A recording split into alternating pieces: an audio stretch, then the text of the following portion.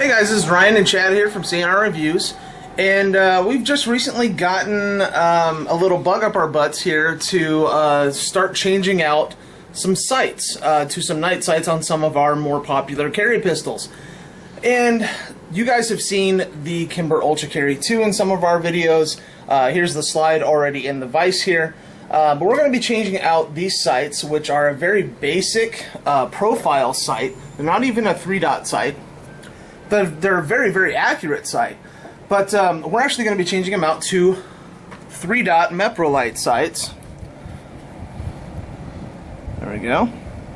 And these are tritium-filled night sights as well. As you guys can see, they come in a little Kimber package.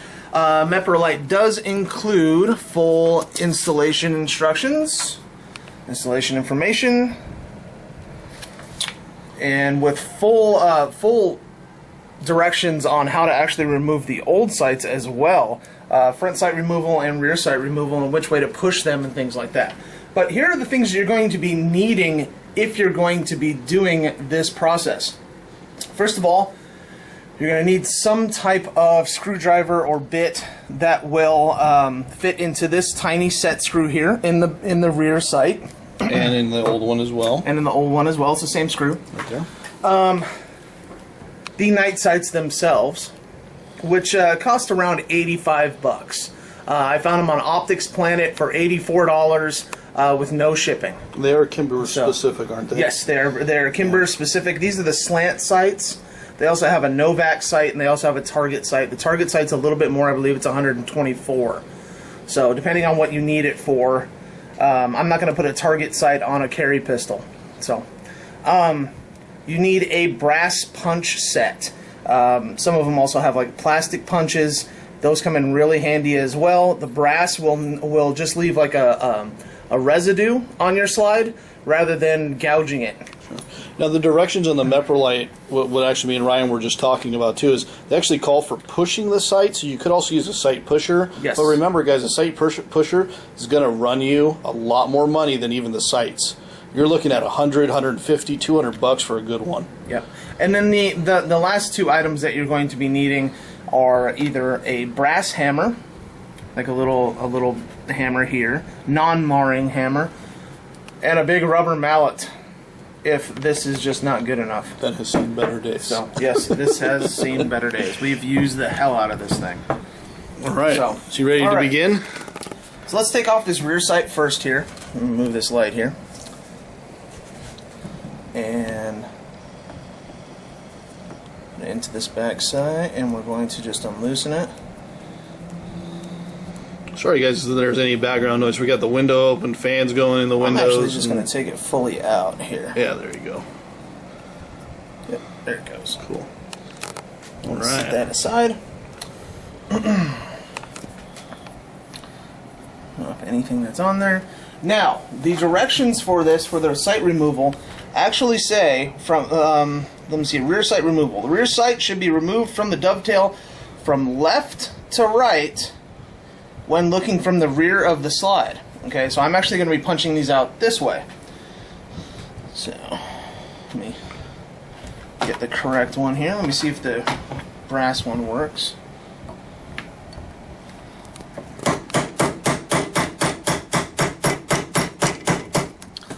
Oh, looks like I may need a little bit more. Alright guys, so I actually picked up a different hammer here because this thing is... This is actually a full-size hammer. Yeah.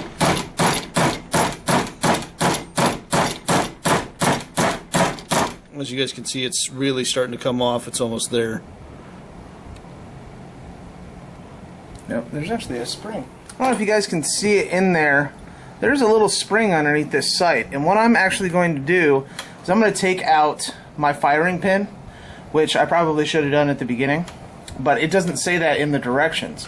So Ryan's going to show you guys how to do that. Yeah, let's go ahead and let's get some light over here. This light. All you really have to do, guys, is push this down, this firing pin, and you should be able to push that down enough to get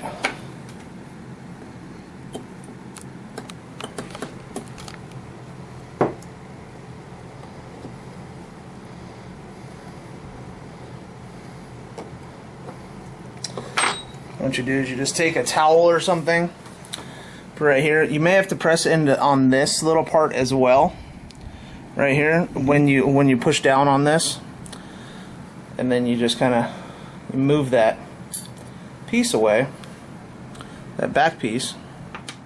All right, guys. So when you get it to this part, and you've taken this little piece off the back here, it's just your little block here. Your firing pin's going to protrude out like that. What you do is you press this right here, which is actually what this spring is for. You just press that and it'll pop out. Be careful, it will shoot across the room if you guys are not... We've had that happen. if you guys are not careful. Don't lose it. Yeah. And just make sure that you replace this spring after you remove those sights. Okay, so back in the vise it goes. Yeah, I just took some of the tension off of that. Where did my punch go? Oh, there it is.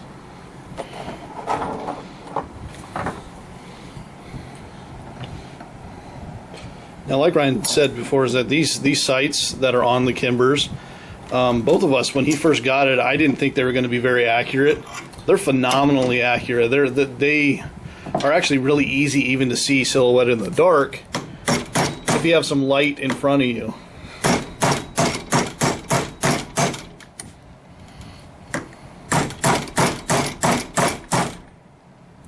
Oh, there goes that little spring. It's right by your foot there, Chad. That way you don't lose it, so make sure you don't lose it. And there is the sight. Rear sight's done. Ryan, you want to tap that front guy out too? Or are you going to do the back first? You guys first? can actually see here what was holding that sight on. It's probably just some dried oil there. Nasty. It's just a little sticky in there. So you just have to break that mold in there. Now the markings there, guys, is actually brass, and the brass residue cleans up very easy. That's why you want to use brass and not like steel punches. Yeah, and I'll actually show you guys how easy that cleans up here. You can use just a wire brush or something like that, and a lot of times it looks a lot worse than it really is. I actually freaked out when we were doing sights on one of my guns and going, oh shit, we just destroyed the sight. Cleaned it right up. Put a drop of oil.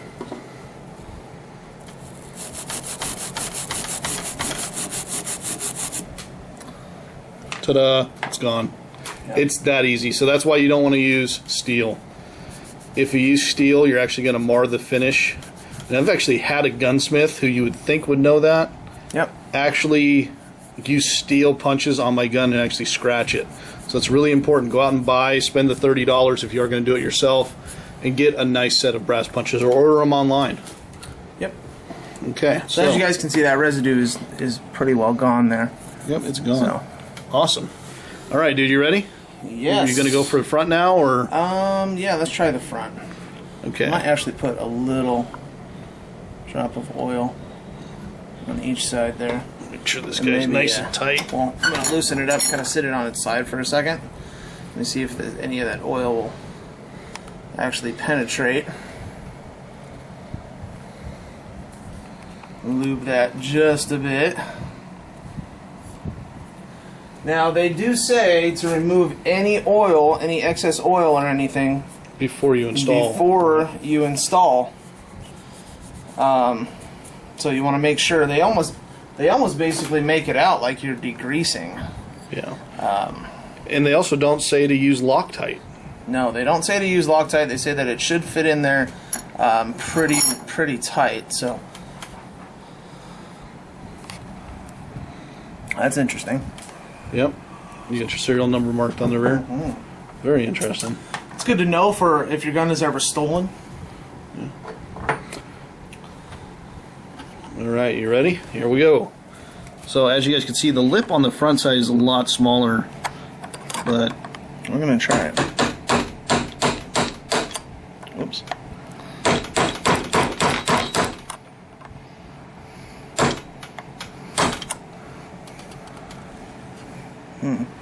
Has not moved at all. Do you want to do the top part of it? Yeah. Because you're kind of going to be getting...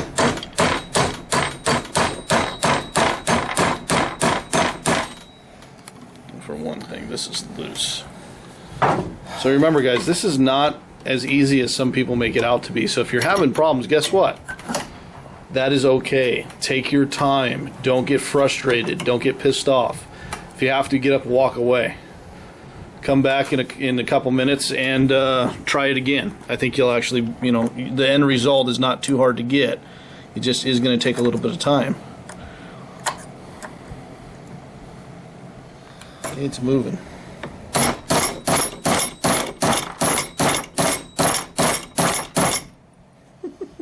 Are you filming? Don't knock over your oil, dude. Just set that guy over. Yeah, there you go. That some bitch is bouncing. All right, almost done. Ta-da! As you guys can see, the crap that's holding that stuff on. It's like some weird. Is that oil? No, that's that right there is brass. Oh, okay. So again, there's some brass marring from taking it out. That is okay. Remember, don't get freaked out. It cleans up. It is as easy as doing that, and then wiping it with maybe some oil or a rag or something like that, and it's clean. Very cool stuff. So,